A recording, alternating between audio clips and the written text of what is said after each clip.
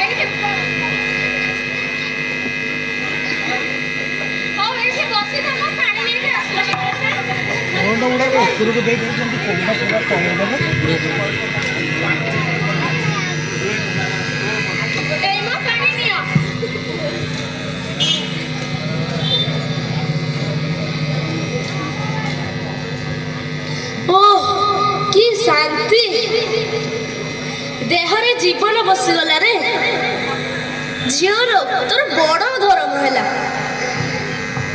कि संख्या नबु किलो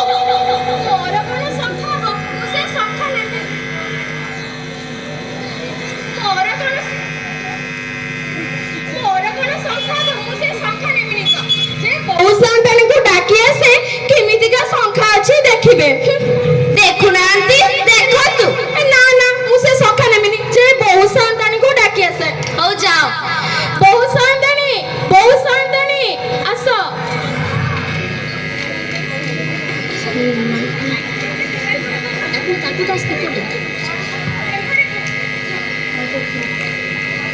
की संख्या आनी पचारे झी कर बुढ़ा मणिपटा को एते लज निजे आसी देखुना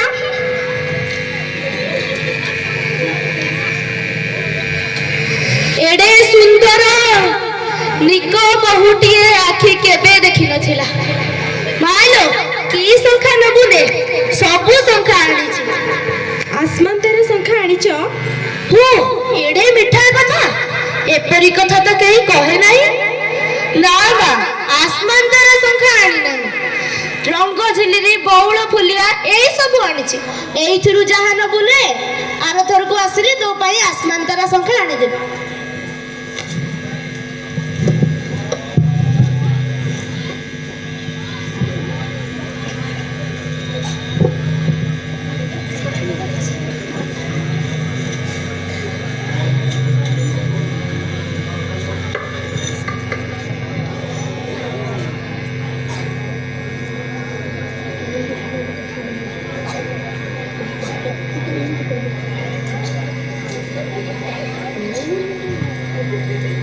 दियो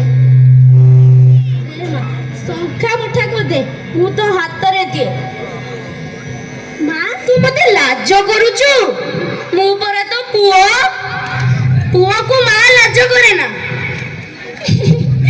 बहुत शांतनी अच्छा बुढ़ा फुटे पाइला तो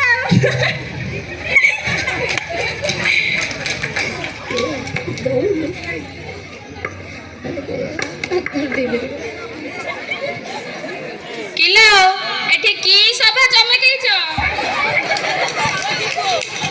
कोन लो संख्या किनिथिला कि बहुत साताने मुठा को नेबे बोलिबा कहउछंती दाम केते संख्या मुठा को की दाम केते नेबी मु मो मां टु कोन दाम नेई परबी मां कोन लो बुढ़ा संख्या री बा हम बहु मां को तक मां करिसंती अच्छा कथा बुढ़ा मो बहु को त मां करि सारिलेनी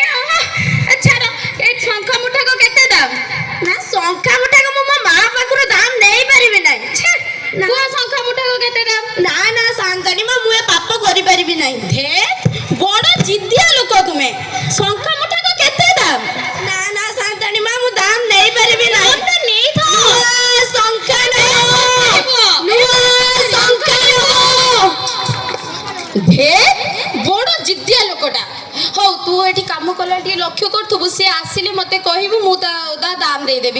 ଖାଲିଟାର ବୋହୂକୁ ସେ ଶଙ୍ଖା ଦେଇକି ପଳେଇଲା। ଧେ ପାଗଳା ଲୋକଟେ ଗୋଟେ। ଏବେ ଦେଖୁଥିମି ସେ ଖାଲି ଆସୁ ବୋହୂ ସହିତ। ହଉ ତୁ ଦେଖିବୁ। ପୁଣି 2 ଦିନ ପରେ ନୂଆ ଶଙ୍ଖା ନବ, ନୂଆ ଶଙ୍ଖା ନବ, ରଙ୍ଗ ଝିଲିରି ବଉଳ ବୁଲିଆ ଚୂନ ଟିପି ସବୁ ଶଙ୍ଖା ଆଣିଛି। କୁଆଡେ ଗଲେ ଯେ ମାନେ? ମା ମା ସେଇ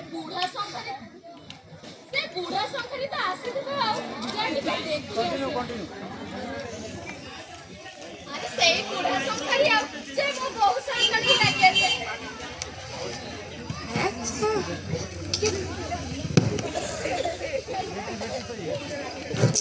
अरे ନେ ସ୍ୱପ୍ନ ଏଇଟା ନେ, ଏଇଟା ନେ।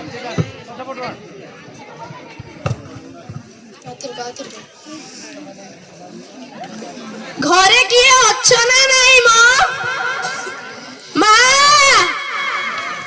ସେ ବୁଢା ଶଙ୍ଖାରି ତ ଆସିଥିବ, ସେ ଟିକେ ଦେଖିକି ଆସେ।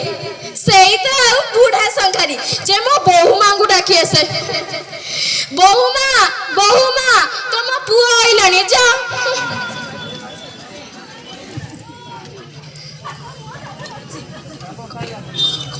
ଆସମାନ ତାର ଶଙ୍ଖା ଆଣିଛ? ନା ମା, ଆସମାନ ତାର ଶଙ୍ଖା ଆଣି ନାହିଁ। ଏଇଥର ରଜ ସଂକ୍ରାନ୍ତିକୁ ତୋ ପାଇଁ ଯେପରି ହଉ ଆସମାନ ତାର ଶଙ୍ଖା ମୁଠାଏ ନେଇ ଆସିବି। ନୂଆ ଶଙ୍ଖା ନବ, ନୂଆ ଶଙ୍ଖା ନବ। ପୁଣି 3 ଦିନ ଗଲା ପରେ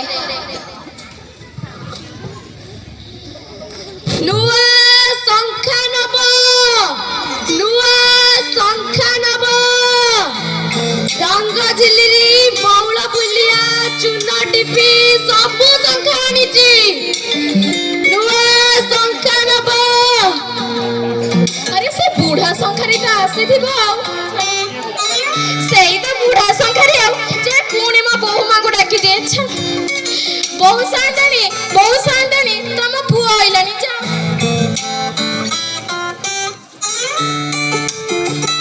ହ୍ୟାଲୋ, ଶଙ୍ଖା ନବୁ କିଲୋ? ଆସମାନ ତାର ଶଙ୍ଖା ଆଣିଛ? ନା ନା ମା, ଆସମାନ ତାର ଶଙ୍ଖା ଆଣି ନାହିଁ। ତତେ କହିଥିଲି ପରା, ମୁଁ ଏଥର ରଜ ସଂକ୍ରାନ୍ତିକୁ ତୋ ପାଇଁ ଯେପରି ହଉ ଆସମାନ ତାର ଶଙ୍ଖା ମୁଠାଏ ନେଇ ଆସିବି। ନୂଆ ଶଙ୍ଖା ନବ, ନୂଆ ଶଙ୍ଖା ନବ। ଏଇପରି ବୁଢା ରୋଜ ରୋଜ ଶଙ୍ଖା ବିକିବାକୁ ଆସି ତା ମାକୁ ଦେଖା କରି ଚାଲିଯାଏ। ପୁଣି ଦେଖା କରି ଚାଲିଯାଏ। ଏତଦ୍ ବ୍ୟତୀତ ପ୍ରଥମ ଦୃଶ୍ୟ ସମାପ୍ତ ହେଲା ଏବଂ ଦ୍ୱିତୀୟ ଦୃଶ୍ୟର ଆରମ୍ଭ।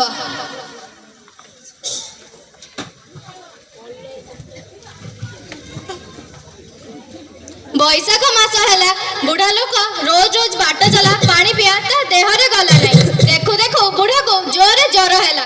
ସମସ୍ତେ କହିଲେ ବୁଢା ଆଉ ବଞ୍ଚିବ ନାହିଁ। ବୁଢାର ଗୋଡ ହାତ ଫୁଲିଗଲା। କିନ୍ତୁ ବୁଢାର ସେ ଦିଗକୁ ଆଦୌ ଭାବନା ନଥାଏ। ସେ ସବୁବେଳେ ଭାବି ହେଉଥାଏ ସେ କେଉଁଦିନ ତା ମା ପାଖକୁ ଯିବ ଆଉ ତାର ମାର ସେଇ ନିକ ହାତରେ ଶଙ୍ଖାଟିକୁ କଛି ଦେବ। ରଜ ସଂକ୍ରାନ୍ତି ପାଖେଇ ଆଇଲାଣି। ଏଣେ ମୋ ଦେହ ଭାରି ଖରାପ।